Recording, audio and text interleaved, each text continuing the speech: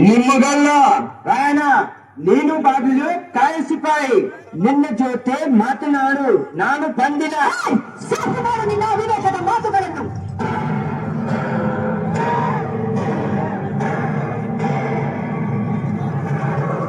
ಚಾಕರೆ, ನಮ್ಮ ರಾಜ್ಯ ತಾರತಮ್ಯವೆನಿಸದ ರಾಜ್ಯ. ತಾಯಿ ಮಕ್ಕಳ ಮಧ್ಯೆ ಮನಕುಂಟು ಮಾಡುವ ನಿಮ್ಮ ಕುತಂತ್ರಗಳನ್ನು ಇಲ್ಲಿಗೆ ನಿಲ್ಲಿಸಿ.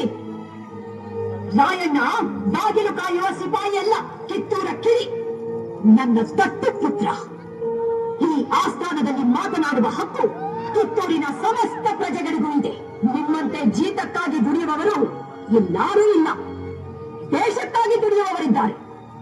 ಇದನ್ನರಿತರೆ ನನಗೂ ಕ್ಷೇಮ, ನಿಮ್ಮ ಕಂಪನಿಗೂ ಕ್ಷೇಮ. ರಾಣಿ ಸಾಹೇಬ್, ಮಂಡ್ರು ಒಪ್ಪಂದದ ಪ್ರಕಾರ ಕಿತ್ತೂರಿನ ಮೇಲೆ ನನಗೆ ಸಂಪೂರ್ಣ ಅಧಿಕಾರ ಇದೆ. ಅಧಿಕಾರ ಚಲಾಯಿಸಲು ಕಿತ್ತೂರೇನು ಕಳಲಾಚೆಯ ಕುಣ್ಣಿಗಳು ಕಟ್ಟಿ ಬೆಳೆಸಿದ ಸ್ವತ್ತಲ್ಲ, ಕನ್ನಡಾಂಬೆಯ ಮಕ್ಕಳ ಸ್ವತ್ತು.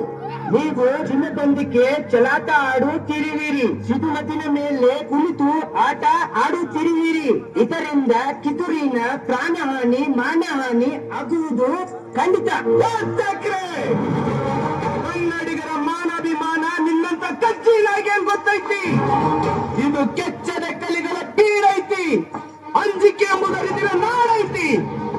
ಕಿತ್ತೂರು ದೇಶಾಭಿಮಾನ ಸ್ವಾಭಿಮಾನದ ಗೂಡೈತಿ. ಇಂಥ ನಾಡ್ಗ ನೀನು ಜೀವ ಭಯ ತೋರಿಸ್ತಿ. ಬದುಕುವ ಆಸೆ ನಿಮ್ಗಿದ್ದಂಗಿಲ್ಲ, ನಿಮ್ಮನ್ನು ಸಾಸಿ.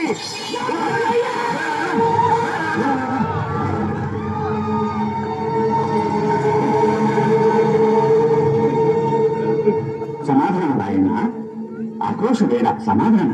ಗುರುದೇವ, ಎತ್ತ ತಾಯಿ ಕತ್ತು ಇಚ್ಕೋಕೆ ಒಳ ಸಂಚು ನಡೆಸುವಂತ ಮಂಗೆ ಮಕ್ಕಳು ಮಾತು ಕೇಳಿ ಅಂಜಿಕೊಂಡು ಕೂಡ ನಾ ಶಂಡಲ್ರಿ. ಕಿತ್ತೂರು ತಾಯಿ ಚೆನ್ನವನ ಸ್ವಂತದಿನಿ, ಅಪ್ಪನ ಕೊಡಿ ತಾಯಿ. ಕಾಲು ಕೆದರಿ ಜಗಳಕ್ಕೆ ನಿಂತಿರುವಂತ ಕೆಂಪು ಗೋತಿ ತಲಿನ ಅಷ್ಟೇ ಟಕ್ಕರಾಗ್ತೀನಿ.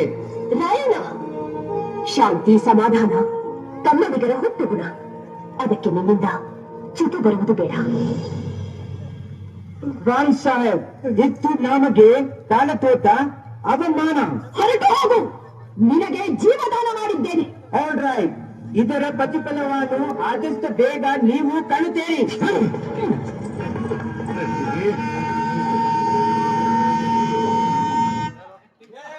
ಧನ್ಯವಾದಗಳು.